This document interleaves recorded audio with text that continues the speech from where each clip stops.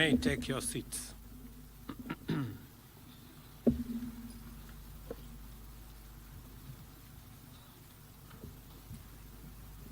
Cabinet Secretary for Defense, Chief of Defense Forces, the Vice Chief of Defense Forces, service commanders, general officers, senior officers, the Commandant of Defense Forces Recruits Training School, our new soldiers and families, our distinguished guests, ladies and gentlemen. Today, we assemble with mixed emotions at this grand pass-out parade. On one hand, we are immensely proud of the accomplishments of the illustrious recruits of this cohort, and at the same time, we continue to mourn the recent tragic loss of our departed gallant soldiers, including the late Chief of General Defense, General Francis Omondi Ogola. Their death left a void in our ranks and in our hearts as members of the Kenya Defense Force community, government, and citizens of Kenya. General Ogola's wise leadership, magnificent example, integrity and dedication exemplified the best of Kenyan professionalism, representing the KDF at its finest and serving as a beacon for all of us. His legacy will continue to inspire many. Please, let us stand for a moment of silence to honor his memory and the lives of those lost alongside him.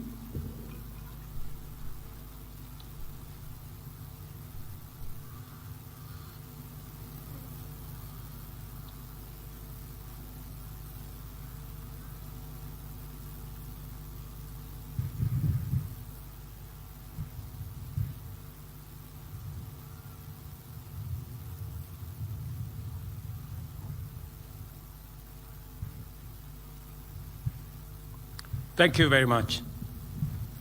Ladies and gentlemen, this ceremony marks the conclusion of basic military training for the fine and brave young men and women before us, ushering in the beginning of their career in our defense forces that will certainly be challenging and eventful, yet deeply fulfilling. Your training has equipped you with basic skills and helped you to develop the temperament, discipline, and fortitude to successfully embark on a military career. Henceforth, you will begin to grow into your new career, always bearing in mind that millions of your countrymen and women count on your courage and integrity, skill and strength, discipline and commitment to protect our nation. The achievements of these graduates have brought us all here today. We have come to affirm that this is a significant milestone. Your composure, discipline, motivation, courage, and skill have been tested consistently in a variety of ways over the last 6 months, during which you have proven time and again that you are ready to serve. Your cohort stands out for both its size and diversity. I am very proud of the Kenya Defense Forces that in the history of Kenya, we have the largest women servicewomen in this cohort.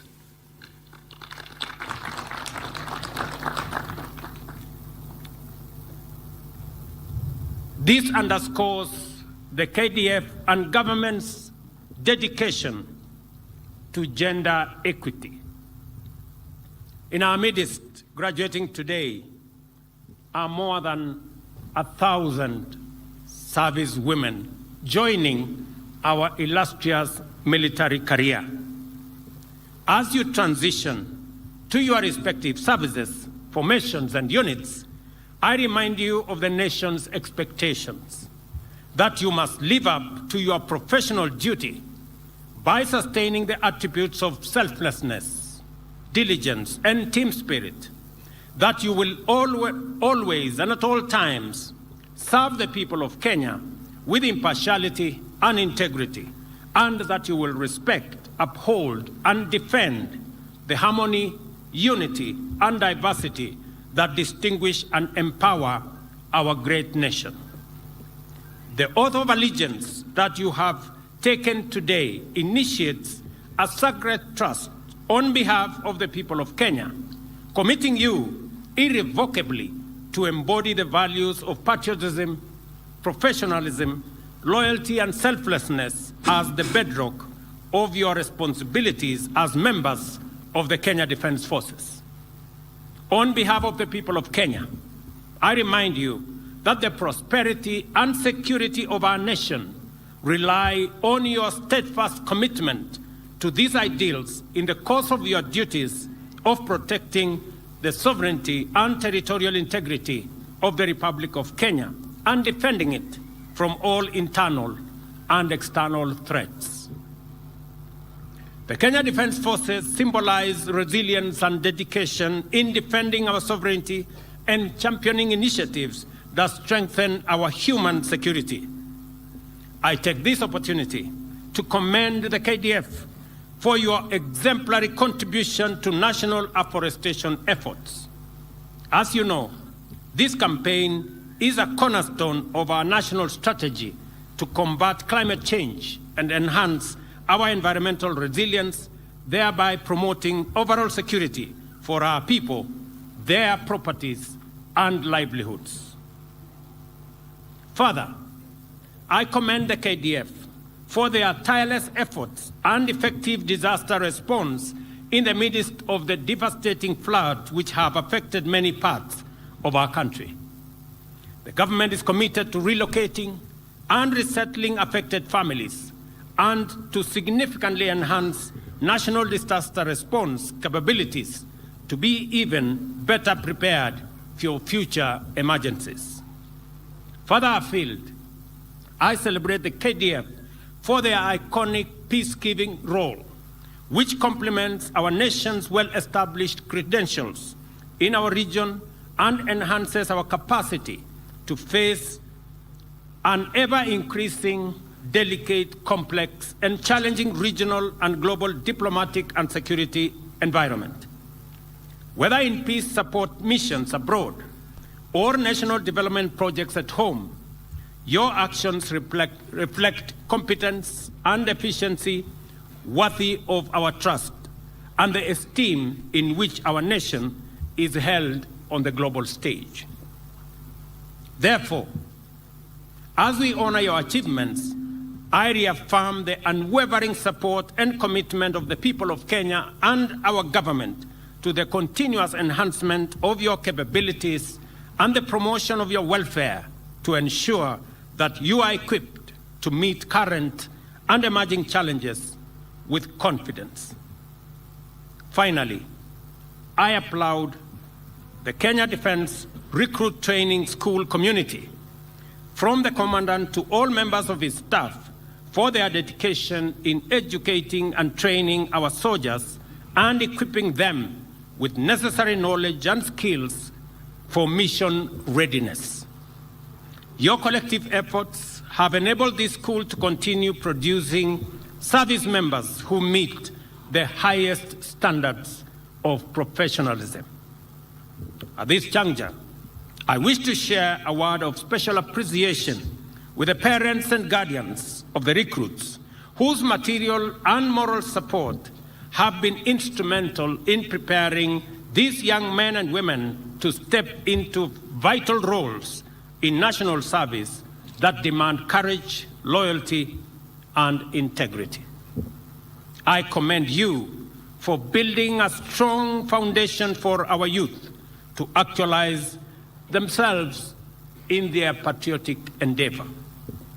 Your sacrifices cannot go unnoticed, and your continued support is the backbone of our soldiers' strength and resilience. To our new soldiers, the young men and women before me, we proudly encourage you to proudly carry the badge of courage, integrity, resilience, and honor which define the noble tradition of KDF passed down by many generations of your predecessors. Wear the badge of responsibility with a clear understanding of your immense role to protect and uphold our nation and promote the security and prosperity of its people. Together, we must continue to enhance our profile and capacity as a formidable, fit-for-purpose force, united by one mission: to uphold the noble legacy of our fallen heroes and all who came before us, and devote our strength to the continued actualization of a peaceful and prosperous future for all Kenyans. I say to all of you, congratulations on your graduation today. I once again assure you of the Government of Kenya unwavering support and wish you success as you join the Kenya Defence Forces family and embark on the noble task of defending this great nation, which we all greatly love.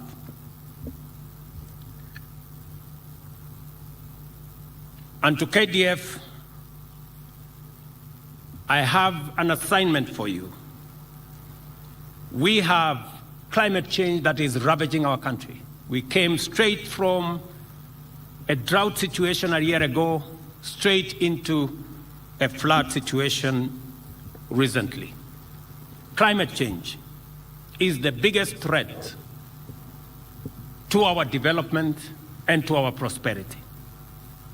And as a response, we decided that we are going to plant 15 billion trees across Kenya.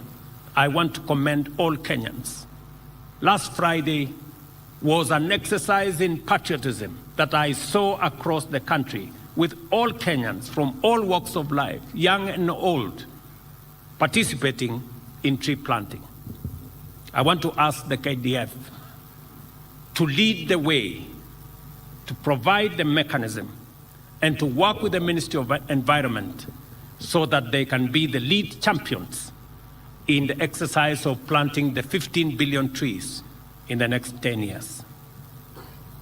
I know, and I am confident, that the KDF are up to that task. As you protect our country, as you serve to secure our nation, climate change is going to be the biggest threat that faces our nation, and that is why it is absolutely necessary to mobilize our military to provide leadership in making sure we deal with the single most pressing challenge, that of climate change. Ladies and gentlemen, to the young men here